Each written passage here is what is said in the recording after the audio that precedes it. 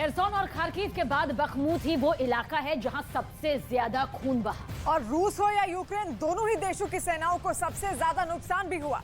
रूस का दावा तो यह है कि उसकी सेना ने 75% से ज्यादा इलाके को जीत लिया है, तो वहीं ज़ेलेंस्की को अपनी ये हार स्वीकार नहीं हो रही। इसलिए यूक्रेन ने बखमूत जीतने का एक सीक्रेट प्लान भी तैयार कर लिया है।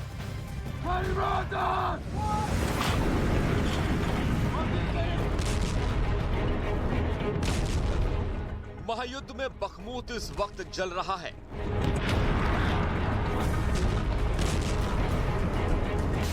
पिछले 8 महीने से रूस ने बखमूत में जितने गोले दागे, उतनी शायद ही किसी दूसरे इलाके में तबाही मचाई हो।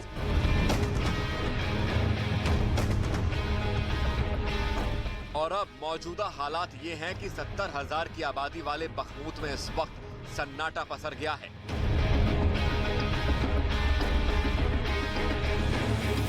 रूस की सेना ने बखमूत को रौंद कर रख दिया है।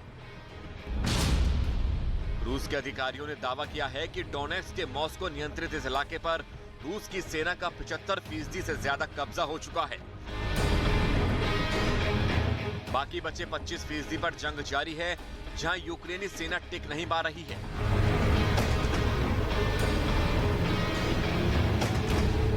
बखमूत की लड़ाई 13 महीने के युद्ध में सबसे खूनी लड़ाइयों में से एक रही है। रूस और यूक्रेन दोनों ही देशों को इस इलाके में सबसे ज्यादा नुकसान झेलना पड़ रहा है, जिसकी तुलना प्रथम विश्व युद्ध से की जा रही है। आधे से ज्यादा बखमूत में कहर बरपाने के बाद रूस की सेना आगे की तरफ कूच कर रही है। पुतिन की सेना दावा कर रही है कि उन्होंने बखमूत के किले को करीब करीब फतह कर लिया है, लेकिन ज़ेलेंस्की अब भी इस इलाके को रूस से छीनने के लिए नया प्लान तैयार कर रहे हैं और मई का इंतजार कर रहे हैं। एक रिपोर्ट के मुताबिक यूक्रेन ने बखमूत को रूस से वापस पाने का सीक्रेट प्लान तैयार किया है। वोलोदिमीर ज़ेलेंस्की की सेना पुतिन की आर्मी पर एक सीक्रेट हथियार से काउंटर अटैक कर सकती है।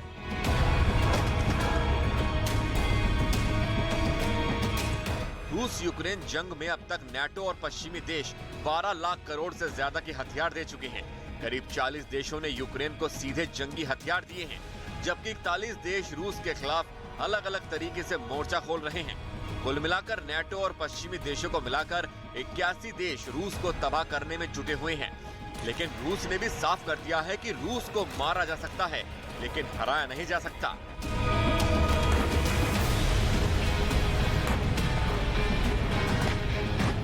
इसीलिए बखमूत को जीतने का सपना सिर्फ सपना रहेगा।